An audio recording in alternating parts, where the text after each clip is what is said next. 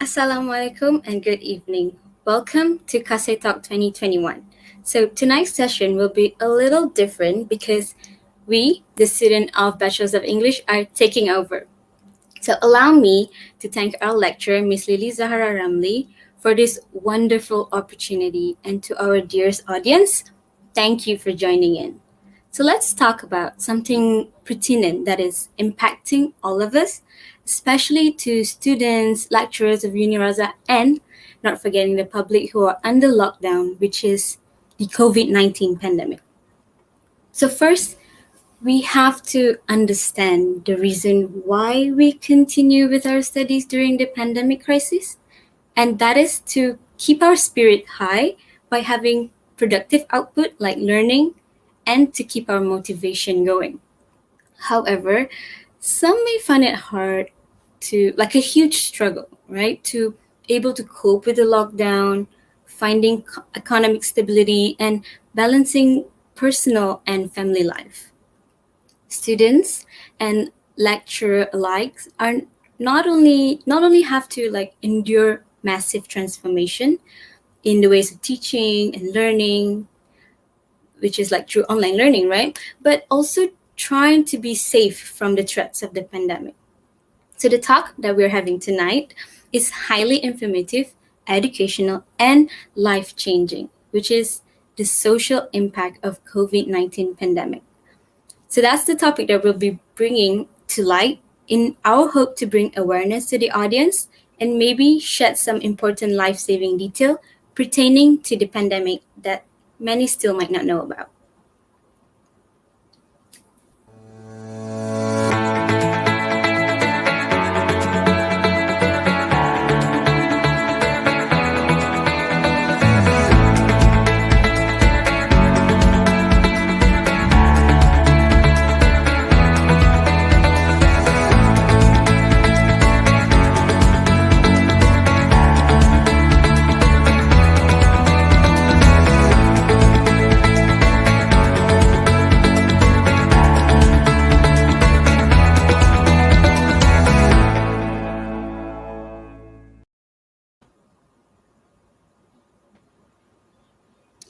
Welcome to another episode of Kasi Talk 2021, brought to you by students of Bachelor of English from School of Education and Humanities of University Tuna Baraza. Tonight's episode, we shall be focusing on the social impact of COVID-19. We'll be listening to stories from three different speakers who come from different background and perspective. So, before we begin, allow us to introduce ourselves. My name is Amira, And I'm Shazni. and we are the students of Bachelor of English under the SAF faculty. We will be moderating this talk for the next 1 hour, and we hope that the topic tonight will be life-changing and life-saving to all the audience.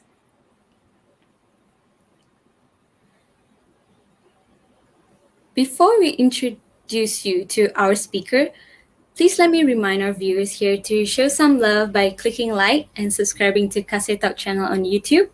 Also to follow Uniras at Facebook and Instagram page. Please feel free to say hi or send messages on the comment section, because we would definitely love to hear from you. So this 60-minute session would be really informative. So please make yourself comfortable, grab a cup of coffee or snack while we entertain you. Thank you.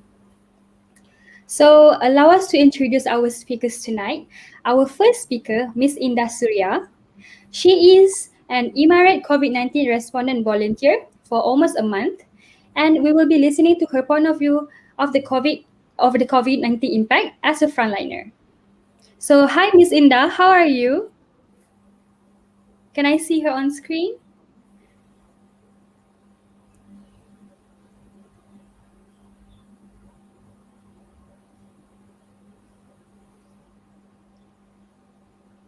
Okay, I think Indah has a bit of technical issue.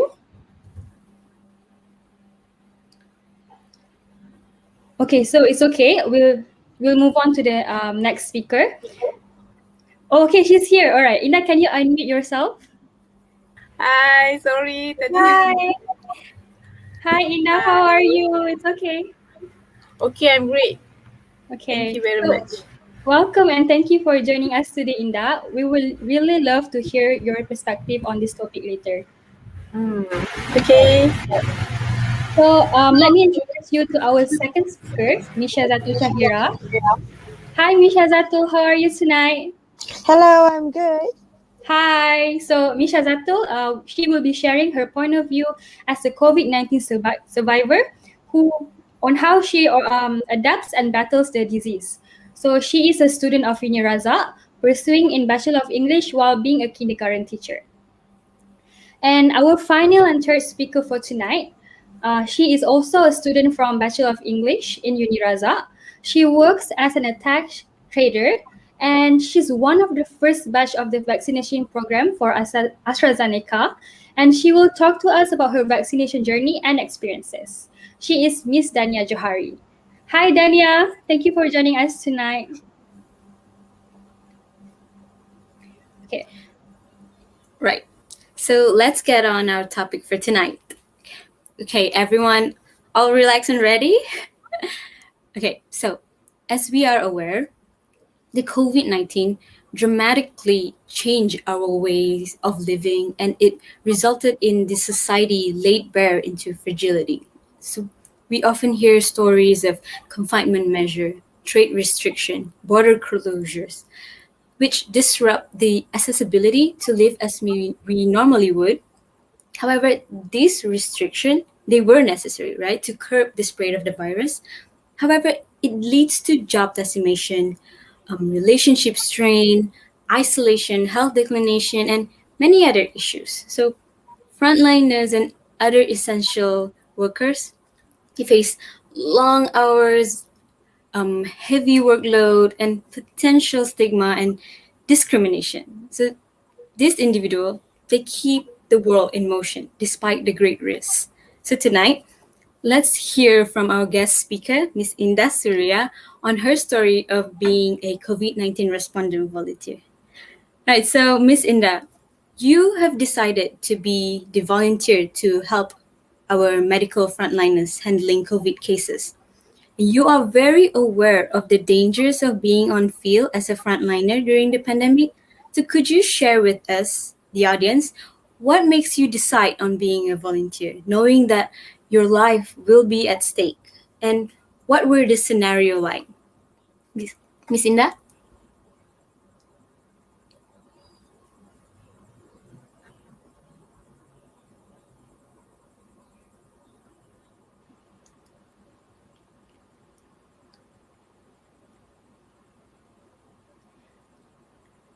Indah, maybe you could unmute yourself.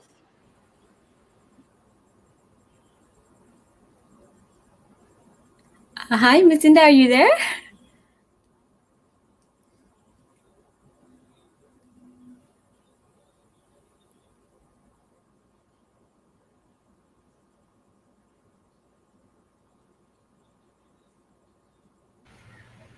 Hello. So I Alright. hope my voice is clear. Yeah, it's clear now. Okay. So hi everyone. Yeah. Everyone can hear me? Yeah, we can. Hello. Yes, we can. Everyone can hear me?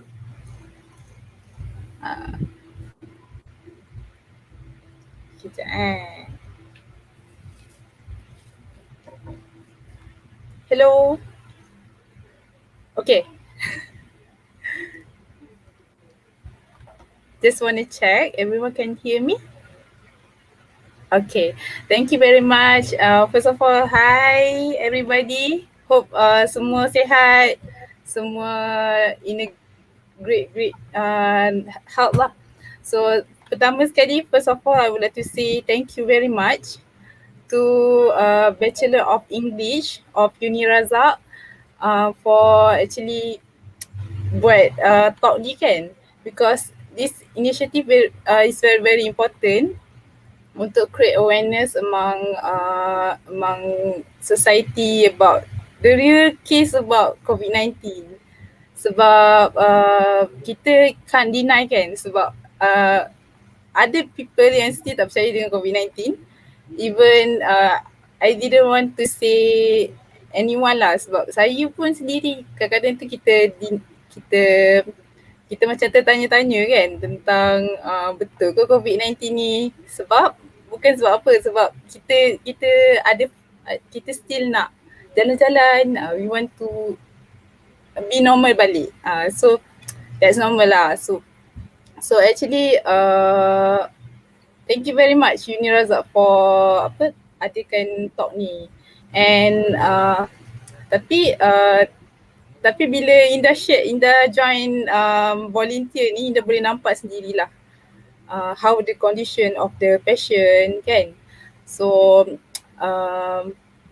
first of all macam kita disclaimer lah sebelum Indah go further.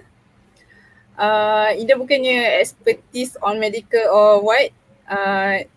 Cuma Indah, apa yang Indah akan share hari ni adalah mengenai apa yang I witness myself masa voluntary, and also the info that the doctors and also health officer share with me lah. So if you ask why I join volunteering kan, first of all sebab I have this great force. I think everybody pun ada this great force untuk say thank frontliners. Betul tak? Kan? Kita kalau I nampak doctors ke, nampak polis, army ataupun pekerja-pekerja dekat hospital tu, kita ada force untuk say thanks sebab dia orang yang be the frontliners masa kita clueless, kita tak tahu COVID-19 ni apa, how it will harm our life.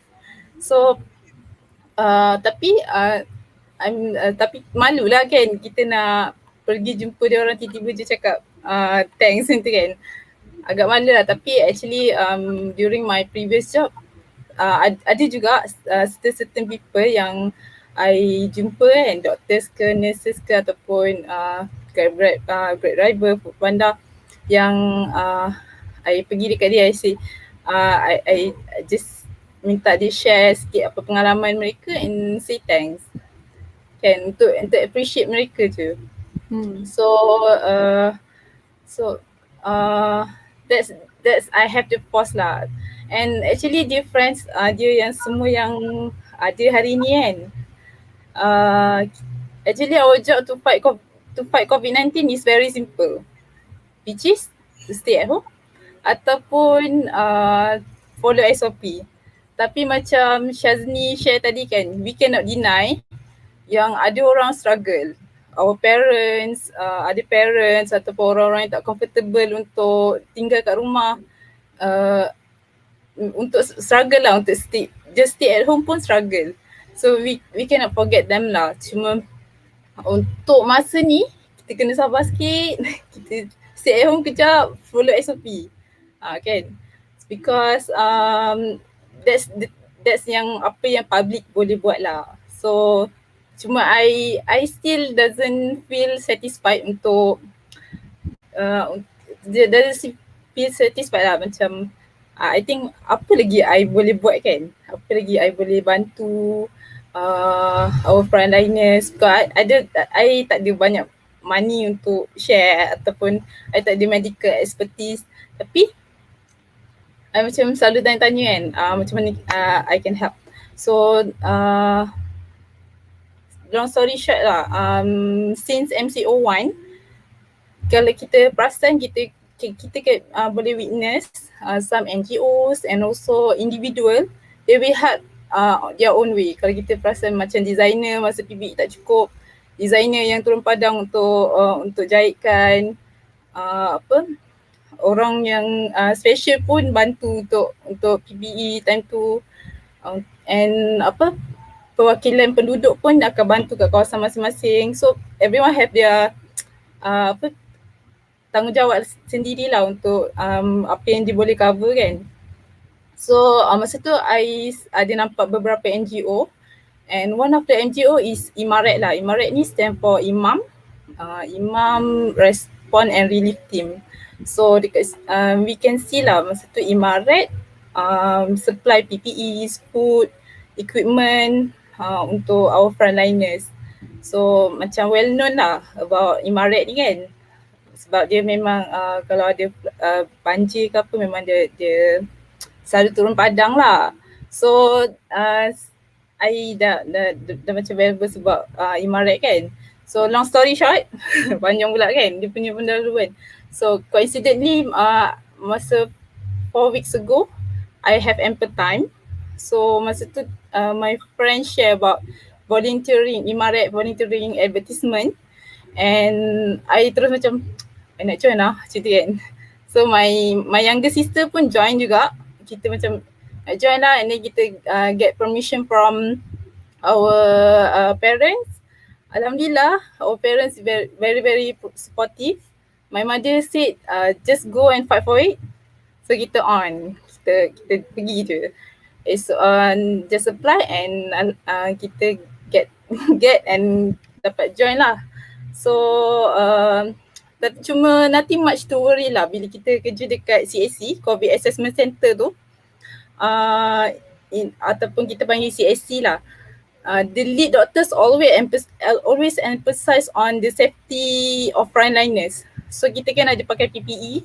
So every single day without fail, mereka akan ingatkan kita untuk masa donning tu properly. Masa donning tu means masa kita pakai PPE tu lah.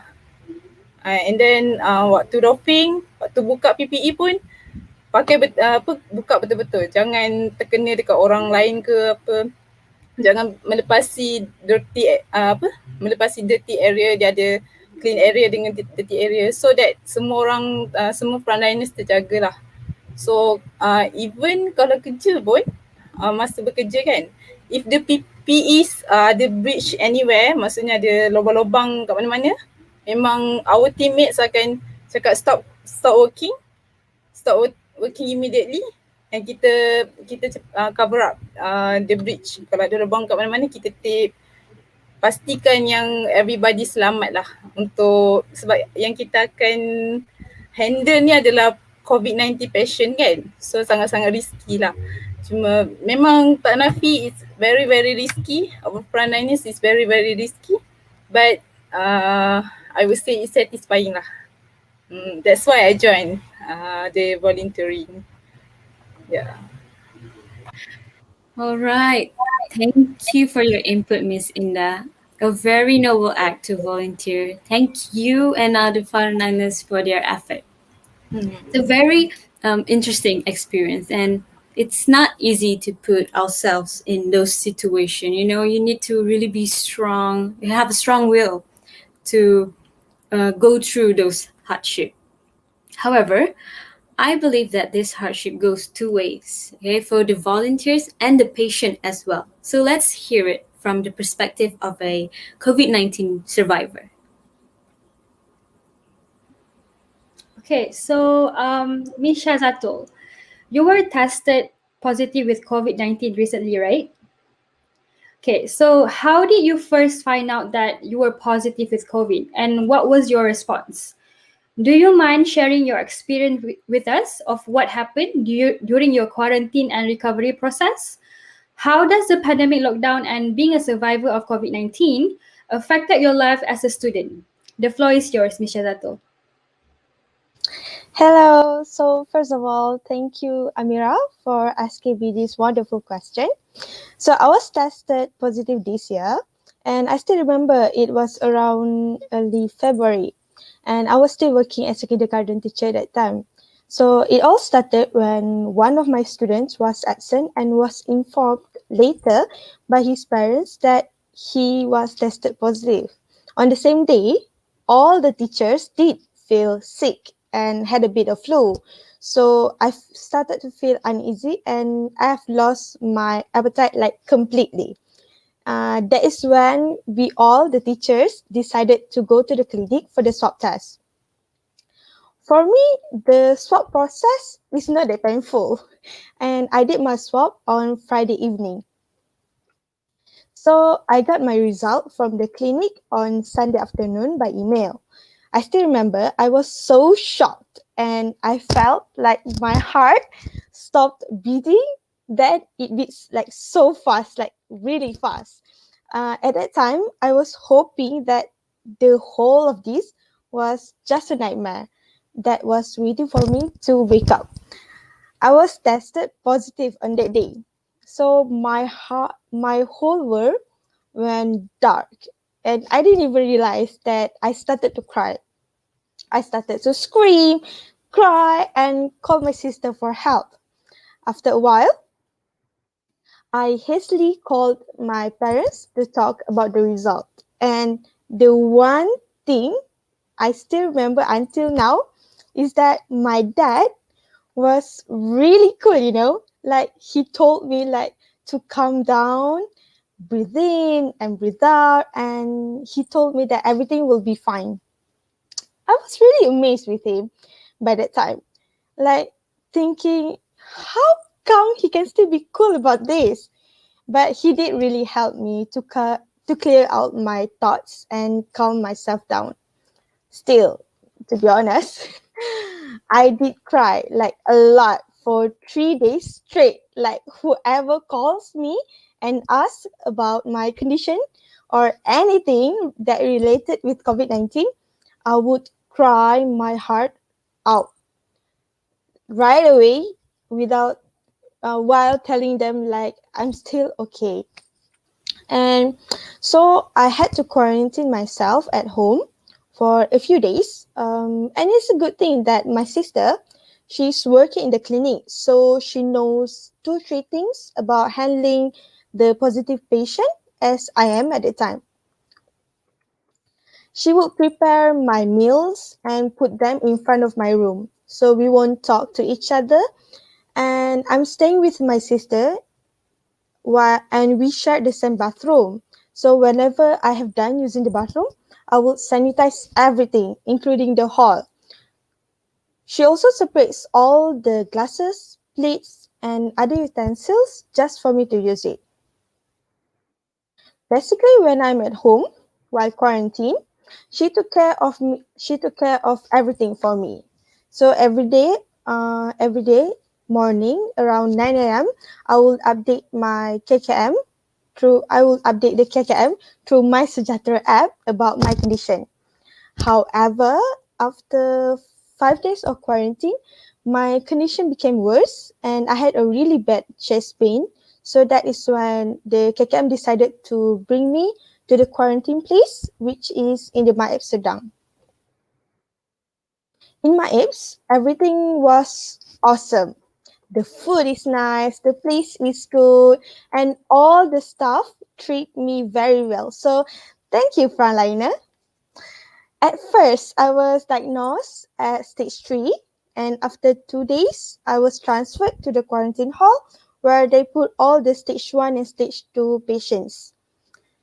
After I had completed my 10 days of quarantine, um, including at home, I was so happy when they announced me. When they announced my name was one of the people that could discharge on that day. Not long after that, I straight away called my sister to pick me up. Since I have got my appetite back, we celebrated it by drinking Starbucks. So, back to the second questions about how does the pandemic lockdown and being a survivor of COVID-19 affected me, is that all I could say first thing you have to do when you were tested positive is first inform your lecturer about your condition and ask them nicely to extend the deadline for any assignments that you have left. And I'm sure all lecturers will consider it. I would lie if I say that I'm okay while being a COVID-19 patient with a lot of assignments due. So actually, it really made me anxious and angry at that time. And I still remember I would blame myself. Like, why does it have to be me? Like, why now when I have a lot of assignments due?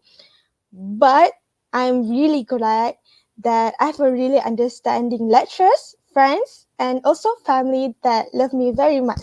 So many love for you. They really support me and always remind me that it's all gonna be okay. And all I have to do is now focus for myself. So that's all. Thank you. Okay, thank you, Shazato, for the interesting input. Throughout the process, I believe that it must be really hard for you. And I think you were really, really strong in fighting the disease, you know.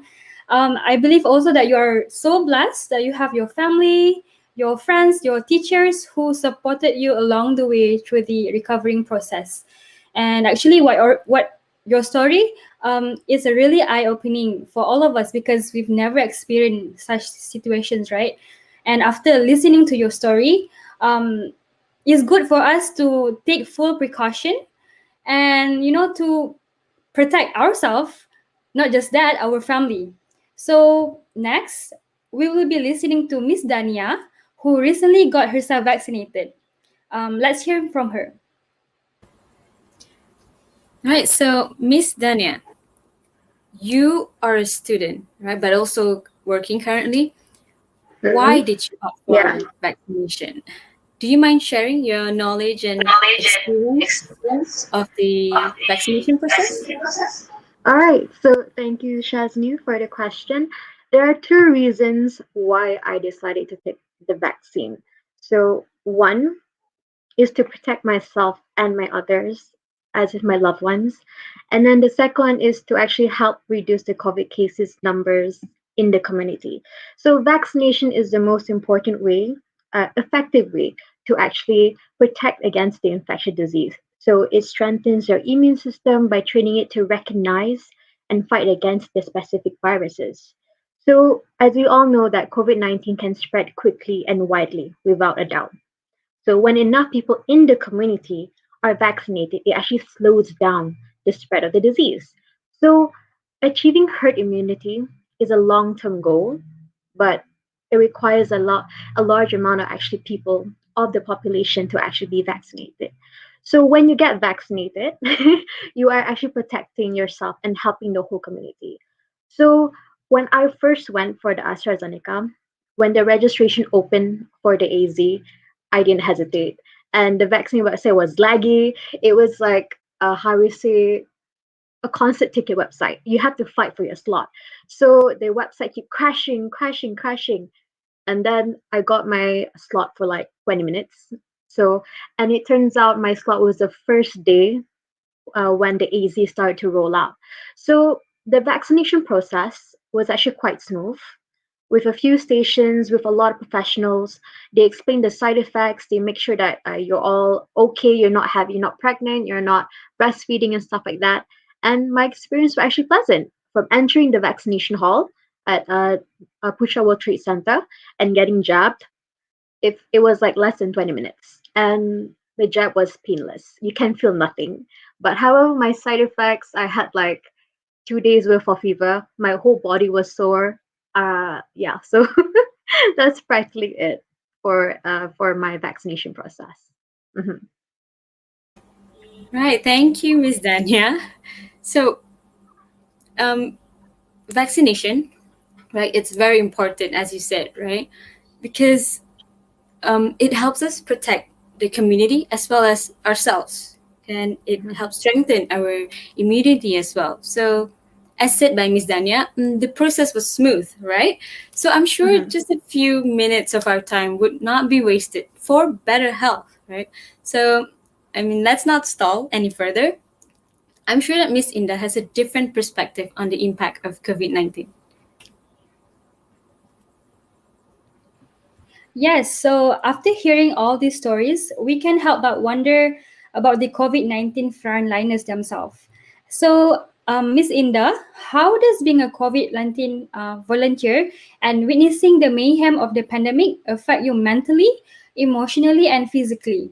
What advice would you like to convey to the audience regarding the COVID 19? The floor is yours, Ms. Inda.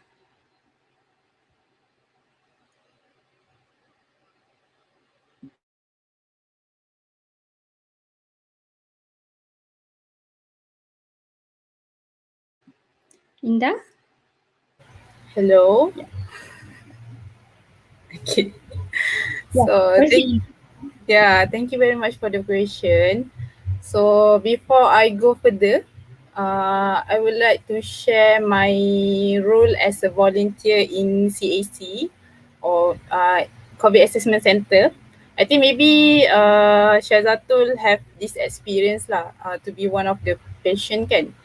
So this info may be helpful to share with those who just tested positive but they didn't have idea what to do. So COVID Assessment Center, CAC, ada dekat beberapa tempat lah, ada dekat KL, ada dekat Selangor. So you can search about it. So it's the center where patient will come over to report themselves. And doctors will decide either dia akan pergi MAIDS ataupun boleh duduk kat rumah based on their condition, health condition and also living condition lah.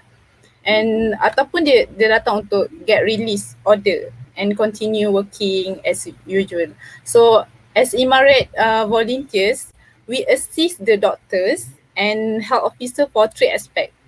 And which is yang first, kita assist crowd control sebab every day ada dalam 1,000, 1,500 and pernah reach 2,000 orang datang untuk lapor diri dan juga dapatkan release order kan. So crowd control, initial registration and also initial health check-up or we call it as vital sign lah.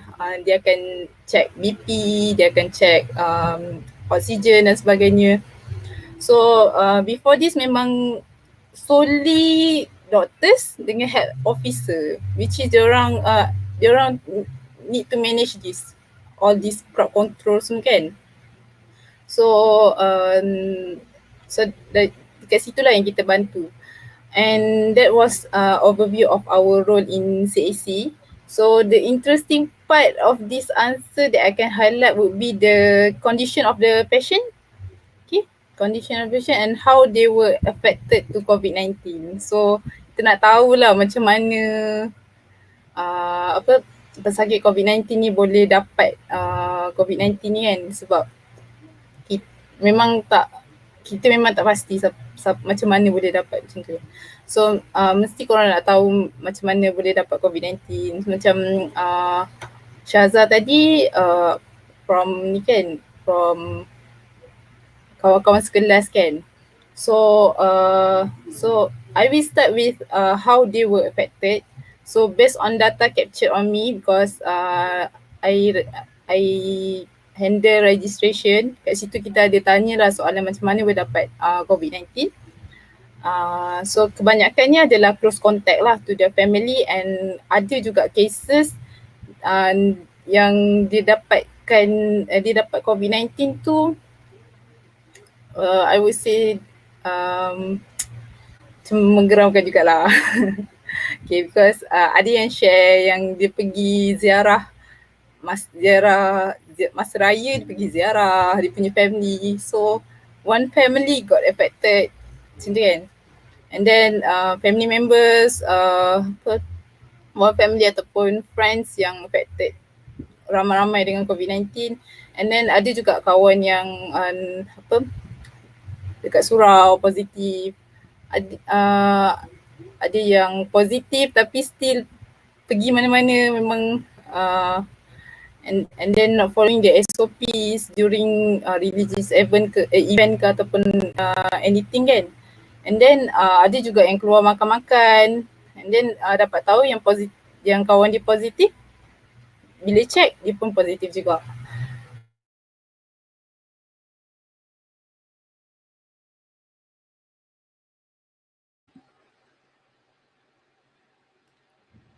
Indah?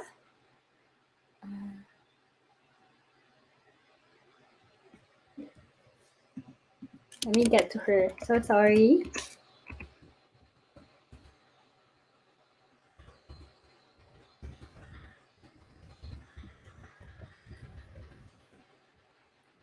I think she's experiencing okay. She's experiencing technical issues. So we'll move on to the next question. Okay, the next question will be for Misha Zato as a COVID survivor. Right. Shazni? All right. So let's get back to Ms. Shazato as a COVID survivor. So, Ms. Shazato, did you feel like or experience any change in your daily function or like face any sort of judgment towards you post-COVID recovery? And like what advice or tip can you share with other to the audience out there? Right, so thank you for the question, Shazni. So the only post-COVID symptoms that I experienced was I felt fatigue more than usual, and other than that, I felt fine. And after being a COVID patient, I do experience judgment. Like some people get scared when they want to meet me. They will ask some questions such as, so is it safe to meet you? Is it safe to be around you? Is it safe to touch you? Like, do I need to distance myself from you? And at first, I felt a bit offended because they're scared to be around me. But then I realized that the experience and the journey of getting COVID is really scary and sad, like really sad. So I understand their fear. And my advice would be, first, do not panic when you were tested positive. Make sure you quarantine yourself from other family members and try to think positively about your condition. And also, don't forget to drink lots, I mean like really lots of water, and make sure to eat well. And lastly, just pray for the best. I pray that none of us will go through what I have been through. Because for real, guys, COVID does exist. So please be careful, and it is painful. So stay safe, take care, and please follow the SOP. All right. Congratulations on your recovery, Miss Shazato. And to those of you recovering or know anyone recovering from COVID, you could just follow the advice that she has given, right? And most importantly, like, do not forget about your mental health, because I believe going through any disease, right, can be draining. So reach out and know that you're not alone in this.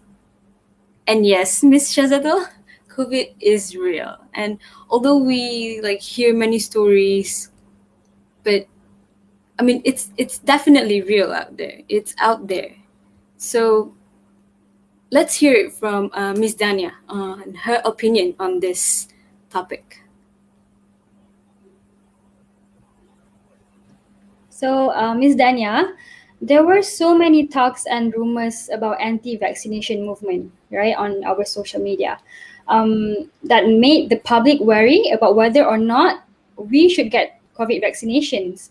And there were also about 55,000 of people who didn't turn out for a vaccination appointment, as reported by Utusan Online recently. Since you've been vaccinated yourself, I'm sure you experience it differently. What advice would you share to the audience, especially who are reluctant or scared to go for COVID vaccination? Yeah. All right. So thank you, Amira. That's a really good question. This is from my opinion only. All right. For most people, is the hesitance to take the vaccine. The problem is not polarization or conspiracy theories. It is a mere inconvenience lah. Needle fears, takut jarum, and a vague sense of personal risk. It's the voice of safety and also selfishness in our own ears.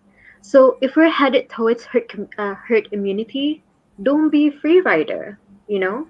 So I would like to also add that performing these duties is not without a reward, you know? So there is a personal benefit in fulfilling in a civic responsibility. So as a citizen, of course you want to fulfill a civic responsibility. So it's like a sense of pride and a shared purpose. You feel me? So after being vaccinated, brings a it brings a thrill of freedom, allowing you to move through the world with less fear. So you feel unstoppable, but you when you're vaccinated you still can get out. So but the ultimate goal is actually to return to normal life. That's all we want, right? And that can be achieved when we act together. So please don't be selfish, don't be a free rider. I mean, you can stay home all you want, love, but get vaccinated. That's the best thing that you can do. So yes. Thank you, Miss Dania. Yeah, I agree with you that we all should act together to fight this disease, not Mhm, individually, but collectively. And it's mhm. important for us all to get vaccinated in order to achieve the nation's herd immunity. And after that, we can go back to our normal lives like before, right? Yeah. So so for the audience out there, don't forget to vaccinate yourself and your family members, especially the elderly. And let's do our part as Malaysians. So I can see that Miss Inda, she's already in the live streaming again. So maybe we can ask her the question again. Miss Inda, is it clear for you?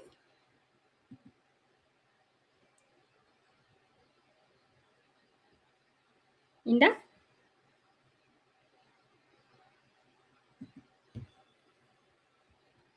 Inda?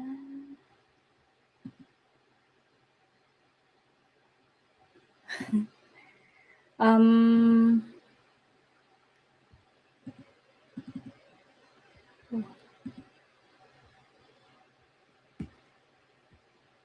wait, we'll wait for her to like.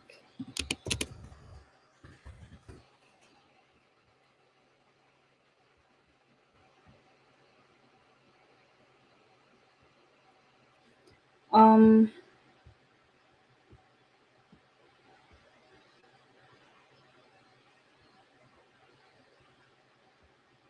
okay, so while waiting for Inda, okay, she's turning in.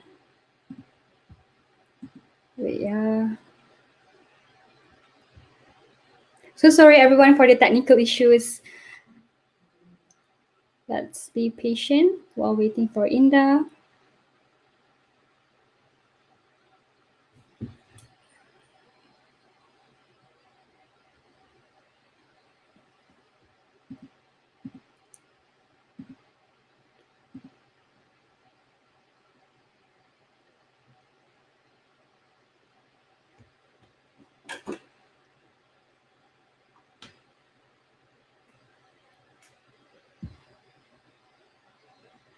maybe we can like proceed to questions, like random questions to the speakers.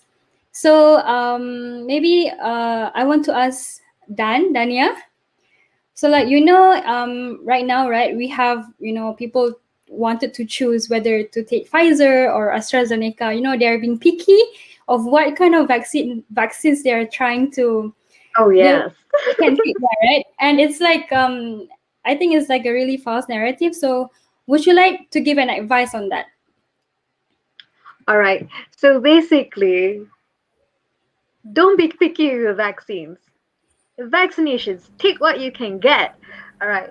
So I know there's people who's like, oh, I want to get Pfizer, I want to get Sinovac, Moderna, and AstraZeneca.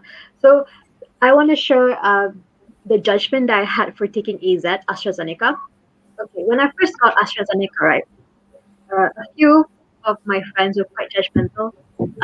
A few of them, because they think like, why are you going to get AstraZeneca when we can get Pfizer, when you can get Moderna?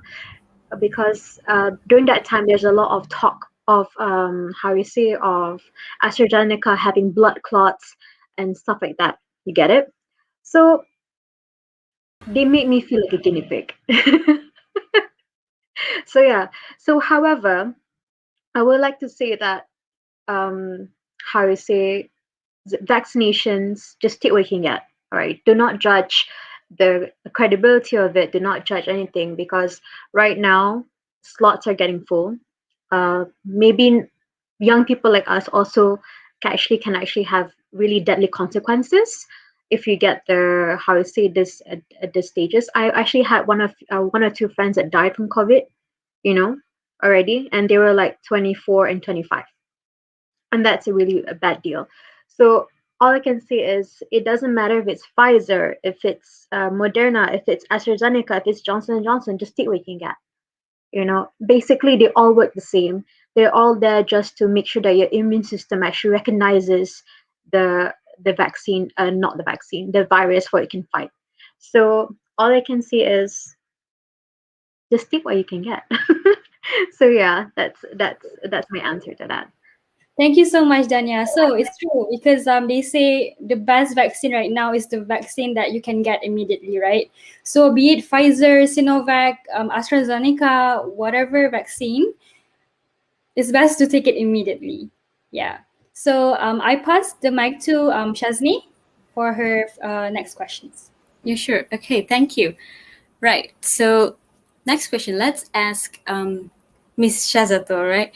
You said that after you quarantine yourself a few days, then you had to be sent to MIPS, if I'm not mistaken. Could you share us how was it like in there and all?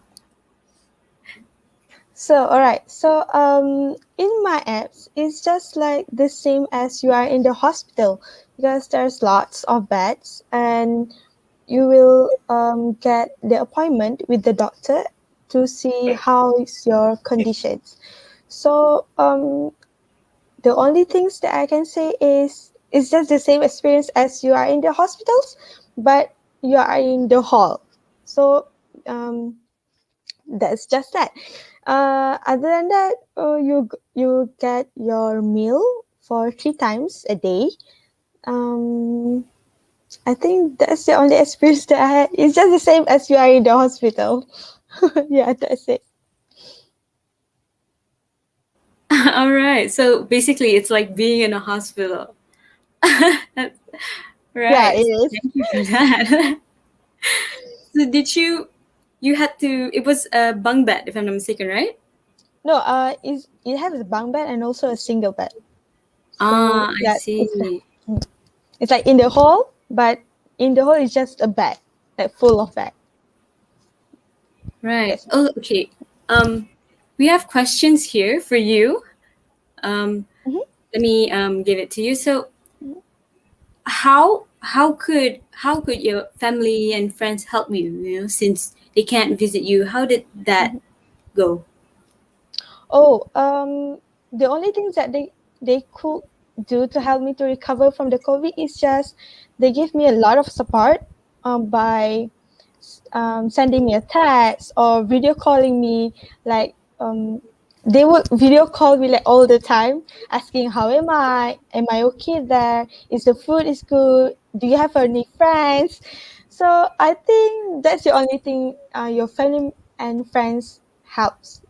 Yeah, why? Because they can visit us, so that's the only thing. We need Right. to like communicate with each other. That's very important. Mhm. Just so you keep your sane mind. Yeah, exactly.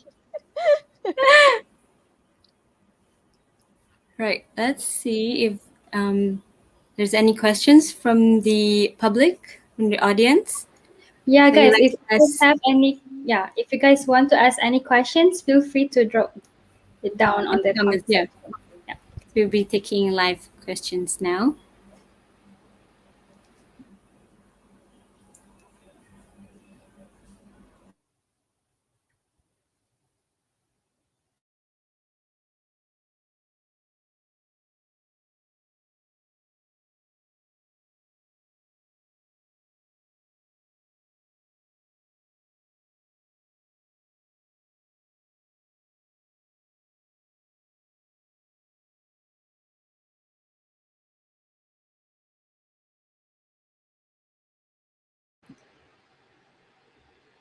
Okay, so we have one question here. Um, I think it goes for both of you, Shazatul and Danya, since both of you are, the speakers. How do you guys cope with life after COVID and continue with studies? Yeah, anyone can start first. Shazatul, can you start first? So I think it's quite hard to study online because you cannot face to face with your lecturer and friends.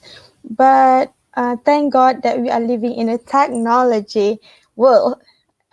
So we have the phones, laptops, WhatsApp, Zoom, Google Meet, like anything. You can communicate with them. So I think it's hard, but we can still manage to submit our assignments and also finish our studies. So back to you then. Okay, so how do I cope with life after COVID and continue with studies? So luckily for us, we only have like a few semesters left. Yes. So we wouldn't be ODL anymore. So how I'm gonna cope with life after COVID? Honestly, I am so comfortable with being online and not seeing and not going to office.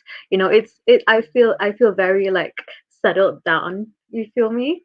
So like, but after COVID, of course, we need to be how you say quite careful, you know, always sanitize. I think I'm going to be wearing face masks even after the pandemic's over, honestly, because it's I feel like I got used to it and it makes me safe. I don't feel, even I watch movies without face masks, I feel like, oh my god, aren't you scared that they're going to get COVID?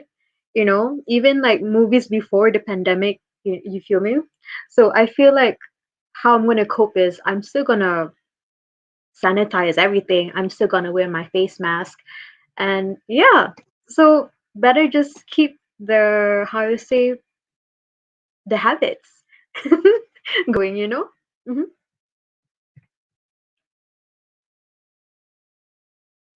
Thank you so much, guys, for the interesting input regarding, coping with studies and life after COVID. So I believe there's another question. Maybe Shazni can take the lead. All right. So we have a question here from Yokin Umali. Sorry if I'm pronouncing it wrong. The question is, Joaquin. how can we better deal with this isolation during this time? You have any, suggestion on that? All right, so how can we better? So I know Antonio. I know this guy. Right. Okay. So hi Antonio. Thank you for watching. So basically, how can we cope with or deal with isolation? So basically, be there with your family. Always communicate with your friends. I mean, like, I know when people are in isolation, depression, anxiety, and mental health issues actually rose up by 70% by mental health study. So I would say that please always communicate, always check up on your friends, even those who are actually not that good, doing well before the pandemic. So always keep in touch, always text them, make sure that they're okay, you know. So isolation, always, yeah. So keep in touch with your family, they're always there for you. So hope Like we that have, answers that, Antonio. yeah, like we have phones, so WhatsApp each other. Hello, ring ring. Yes. Yeah, also I think there's a lot of hotlines that you can Mhm. call, like Befriend This KL, from many NGOs. If if you suffer from being isolation during this pandemic, and I think it's very useful and hopeful at the same time. Yeah, so I can see that Inda is here. Yay for Inda! Welcome Yeah, back. welcome back, Inda. Welcome back. Hi. I'm so Yeah, sorry. it's okay. It's fine. It's I totally hope I fine. hope it's better now. Yeah, it Yeah. is. Mm-mm. Right, so maybe we can continue on what you have explained earlier, right? So we were Mm-mm. talking about how is it like being a COVID volunteer and witnessing the mayhem of the pandemic, and does that like affect you mentally, emotionally, or physically? Like, how is that? In. So I think I stopped just now at how people affected again. So another point is another point is actually some companies sorokkan yang diorang punya staff ada positif kan. So everyone is not aware. So menjadikan ramai lagi yang affected with COVID-19. So uh, macam tu lah sebab orang kerja macam biasa tak ada apa-apa. So that's the reason lah yang kita dapat kebanyakannya memang because of kontak rapat lah. Tapi tu antara reason-reason yang irresponsible, tapi kita say thanks lah to everybody yang uh, follow SOP tapi affected juga. So tak apa. Kita support each other lah macam Syazah, you agree tak yang actually waktu ni lah kita perlukan motivation daripada orang sekeliling. Yeah. So Mhm. my patient dekat sana pun ada yang anxiety, ada yang datang dekat dia macam dia macam clueless, macam tak tahu apa kan. So kita kena tenangkan dia.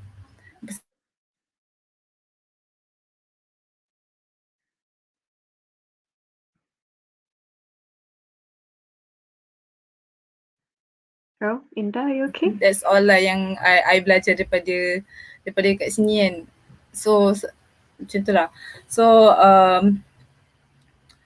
tapi I experience myself lah. Ni my personal experience kan, where people actually still tak ambil ambil penting perihal COVID-19 ni sebab still ada friends yang kalau macam dia ajak untuk join any macam hangout ke apa kan, bila dia kata tak nak ikut SOP, still ada yang cakap alah sampai hati tak join, something like that kan. Ataupun Oh,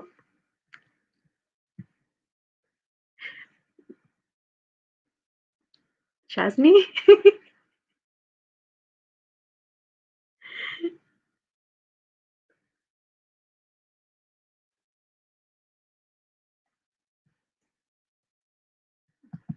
Oh, I see.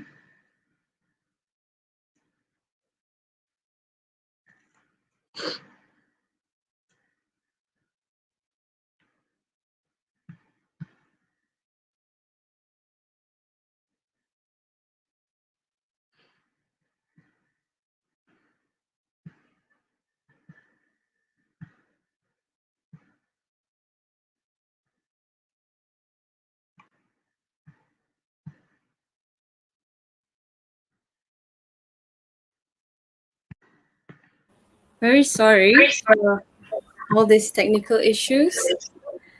Well, it's already 10, and let's just conclude it.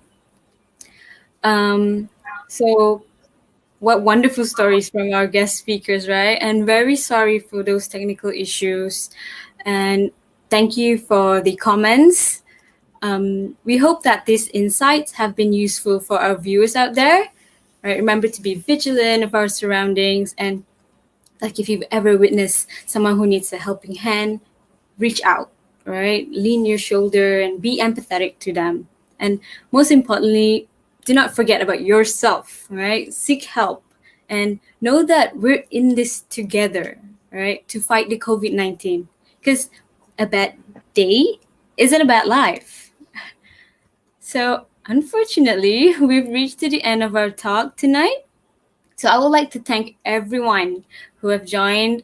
To thank you to Miss Shazatul, thank you to Miss Danya, and thank you to Miss Inda, right? So, before that, do not forget to subscribe and to subscribe to Cafe Talk channel on YouTube. Follow our Facebook and Instagram page, and thank you again to our guest speakers for their insightful experience and for taking their time to talk to us. Thank you. You're welcome. So last but not least, this is a public reminder for everyone, right? To stay healthy and take safety precaution while out in public. And if you must go out in public, avoid close contact with sick individuals and practice social distancing for at least 6 feet from others, right? Wear a face mask that covers your nose and mouth. And remember to wash your hand often with soap and water, or use an alcohol-based sanitizer. So during this third MCO, right? MCO 3.0, please be reminded to stay at home and only leave when necessary, right? Okay, so till then, I'll see all of you in the next coming Kasih Talk episode. Assalamualaikum and have a safe day ahead. Thank you.